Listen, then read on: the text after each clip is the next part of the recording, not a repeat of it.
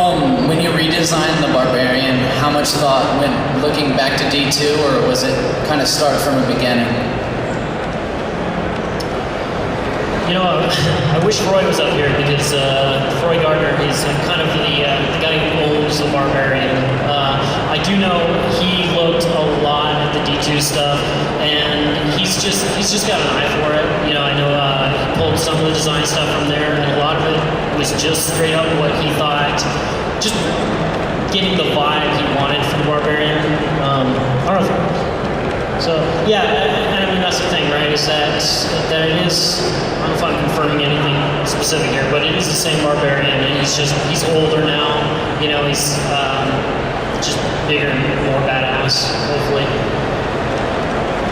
And there's something that people usually don't quite realize. I wasn't here for the Barbarian when these guys designed them, but there's a lot of iteration that goes into doing their heroes. We really go back and forth a lot. The concept team spends an inordinate amount of time on designing every little aspect of it.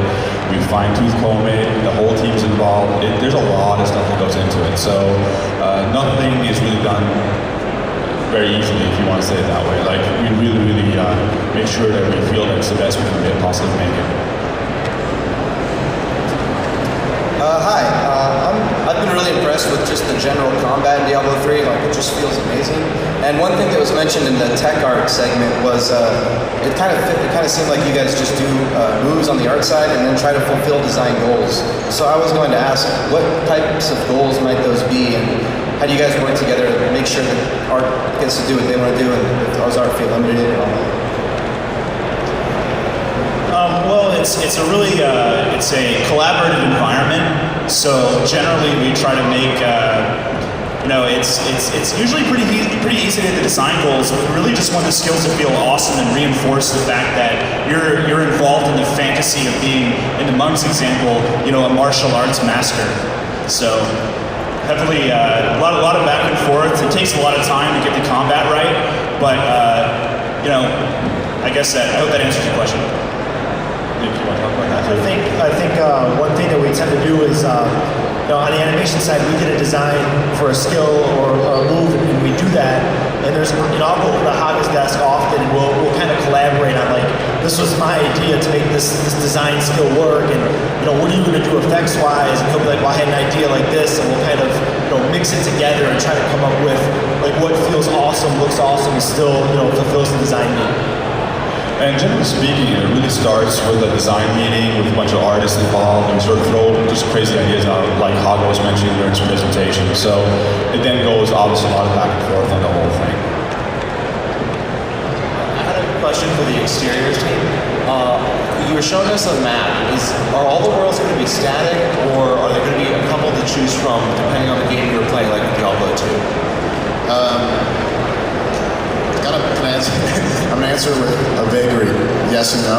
Like, there are static parts and random parts, and it's kind of up to the design, up to the design team to determine how much and where the randomness happens.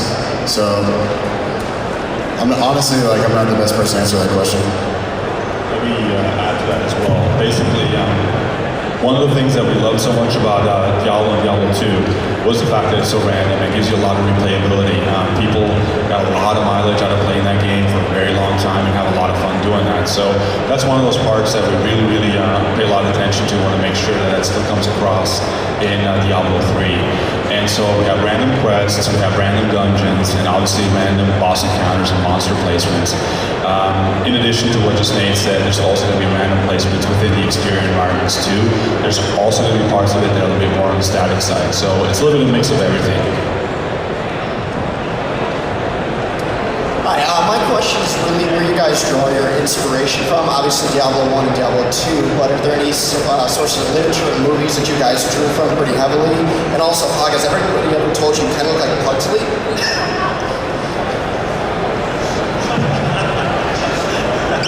I guess I'll answer that. No. No, maybe, yes, I do think this is something that probably everybody should answer, because that's a pretty good question for everyone.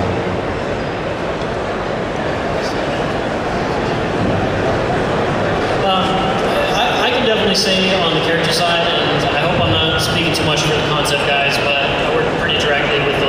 as well. There's a lot of different stuff out there from obviously different films, other artists. It was interesting. For a long time, we looked at a lot of Rom stuff. Now he's working at Blizzard with us, doing some work. Honestly, there's a lot of different things, and a lot of it comes out of Vic Lee's head. He's just got an awesome eye for it. I think all the different disciplines, we're all kind of fanboys. We all love this kind of culture of comics and movies and games. And I think that, we go see a movie on a Friday night and it's some cool stuff. And we're like, that'd be awesome if we can kind of incorporate that. So I think we just draw from all the kind of things we just like in our personal life. And we try to make, if there's something cool, we try to make it fit. I'll say that, for the stinging winds that we showed here at BlizzCon, we knew from the get-go it was going to be a desert zone. So as an art team, we really looked at what that variety really means just in nature. I mean, what we want to do is show you something that you've never ever seen before, but still abstract enough from reality that it's relatable. You don't want upside down trees, and you want to. Nature has a lot of variety out there. And so we take that, and I'm sure the character guys do the same thing with the creature. You can pile on that if you want. Yeah, actually, it's funny. I mentioned with Vic, and we talk about getting inspiration from natural things. Vic, I'm not messing with you. He's got a book of extraordinary roosters that sits in his bookshelf. I mean, seriously. It makes no sense, but in Vic's head, that turns into crazy monsters. So, what do you do? We try not to limit ourselves to just one thing. I think that's good advice to pretty much everybody or anybody. The more you look at different things, the more ideas you can gather. And as long as your head's sort of in the right space, you could be looking at patterns on a floor or in the clouds and see really cool little things in it. For us overall, I think, and I speak for everybody, is we really want to make sure that it still has a little bit of a dark and moody feel to it, and still wherever those inspirations come from, it still works for us.